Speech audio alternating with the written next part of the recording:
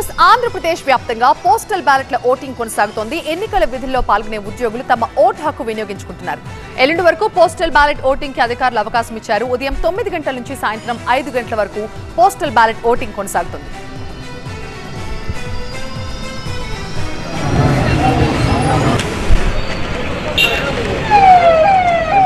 కడప జిల్లాలో 14,000కు పైగా పోస్టల్ బ్యాలెట్ ఓట్లున్నాయి. పులివెందులలో పోస్టల్ బ్యాలెట్ పోలింగ్ నిర్వహిస్తున్నారు.